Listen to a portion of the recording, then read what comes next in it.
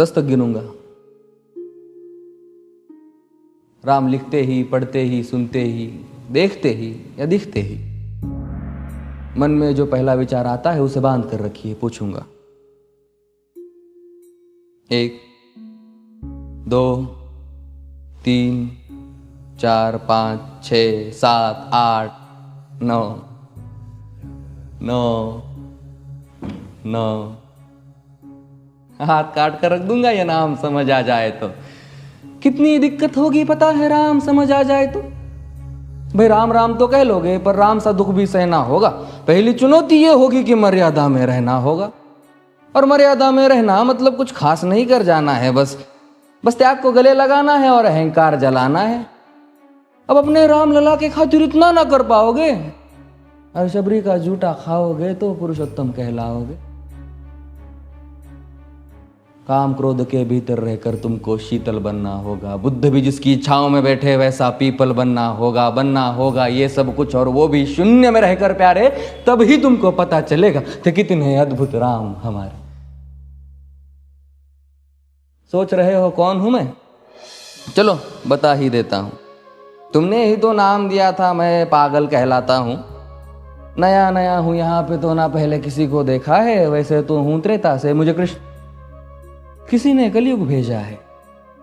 भाई बात वहां तक फैल गई है कि यहाँ कुछ तो मंगल होने को है कि भरत से भारत हुए राज में सुना है राम जी आने को है। बड़े भाग्यशाली हो तुम सब। नहीं, वहां पे सब यही कहते हैं कि हम तो राम राज्य में रहते थे पर इन सब में राम रहते हैं।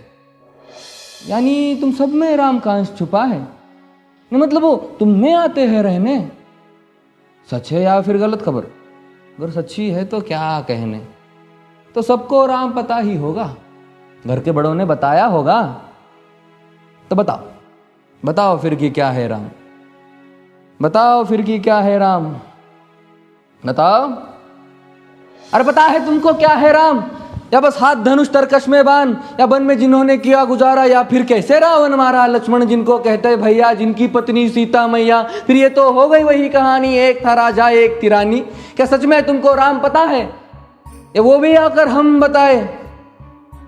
बड़े दिनों से हूं यहाँ पर, सब कुछ देख रहा हूं कब से। प्रभु से मिलने आया था मैं, उन्हें छोड़कर मिला हूं सबसे। एक बात कहूं अगर बुरा ना मानो, नहीं तुम तुरंत ही क्रोधित हो जाते हो। पूरी बात तो सुनते भी नहीं, सीधे घर पर आ जाते हो। ये तुम लोगों के नाम जपो में पहले सा आराम नहीं।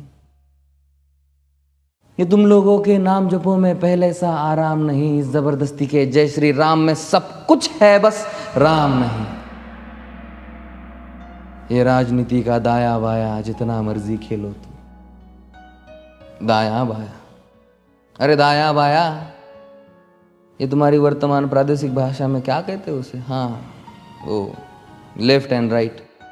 ये राजनीति का दाया बाया जितना मर्जी खेलो तुम चेतावनी को, लेकिन मेरी अपने जहन में डालो तुम। निजी स्वार्थ के खातिर अगर कोई राम नाम को गाता हो तो खबरदार अगर जुर्रत की और मेरे राम को बांटा तो। भारत भू का कवि हूं मैं, तभी निडर हो कहता हूं राम है मेरी हर रचना में। मैं बजरंग में रहता हूं, भारत की नींव है कविताएं और सत्य हमारी बातों में। तभी कलम हमारी तीखी और साहित्य हमारे हाथों में। तो सोच समझ कर राम कहो तुम। ये बस आतिश का नारा नहीं, जब तक राम हृदय में नहीं तुमने राम पुकारा नहीं। राम कृष्ण की प्रतिभा पर पहले भी खड़े सवाल हुए। ये लंका और ये कुरुक्षेत्र यूं ही नहीं थे लाल हुए। अरे प्रसन्न हंसना भी है और पल पल रोना भी है राम। सब कुछ पाना भी है और सब पाकर खोना भी है राम।